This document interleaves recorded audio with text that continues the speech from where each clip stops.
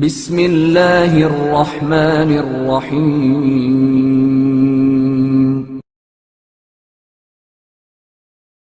نبی جاہل نہیں ہو سکتا۔ کتاب انوار نعمانیہ میں سید جزائری مرحوم نے ایک حدیث نقل فرمائی ہے۔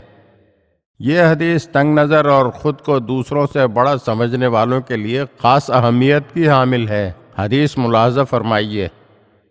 ایک مرتبہ حضرت موسیٰ ابن عمران علیہ السلام کو ندا دی گئی، اے موسیٰ، جب تم مناجات کے لیے آنا چاہو تو اپنے ساتھ کسی ایسے شخص کو لے آؤ جس سے تم خود کو بہتر سمجھتے ہو۔ دوسرے دن حضرت موسیٰ علیہ السلام نے سوچا کہ اس پر عمل کریں۔ انہوں نے دیکھا کہ ابتدائی خلقت کے اعتبار سے تمام کے تمام موجودات بالکل انہی کی طرح مخلوق ہیں اور سب کو خداوند عالم کی جانب سے رزق دیا جاتا ہے۔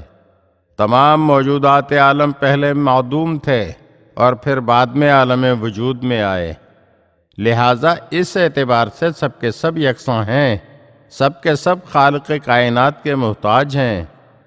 یعنی جب اس نے وجود بخشا تو وہ اس دنیا میں آئے، لہٰذا اس اعتبار سے مومن اور کافر کے درمیان کوئی فرق نہیں پایا جاتا۔ چنانچہ حضرت موسیٰ علیہ السلام سوچنے لگے کہ بھلا میں کس کے بارے میں یہ کہہ سکتا ہوں کہ میں اس سے بہتر ہوں؟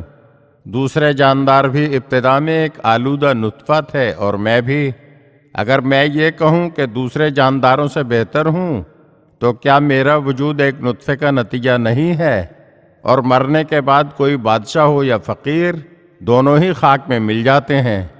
حضرت موسیٰ علیہ السلام نے بہت کوشش کی اور ہر طرف اچھی طرح جائزہ لیا، لیکن خلقت کے اعتبار سے خود کو دوسروں سے بہتر نہیں پا سکے۔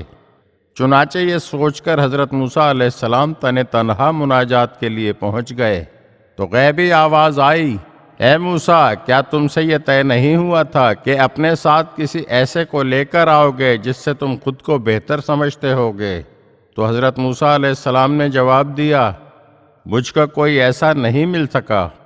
غیبی آواز آئی، اگر تم کسی کو اپنے ساتھ لے آتے تو عہدہ نبوت سے معزول ہو جاتے، کیونکہ نبی جاہل نہیں ہو سکتا۔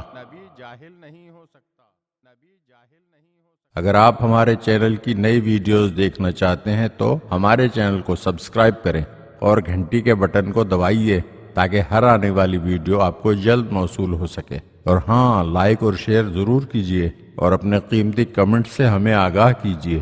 شکریہ۔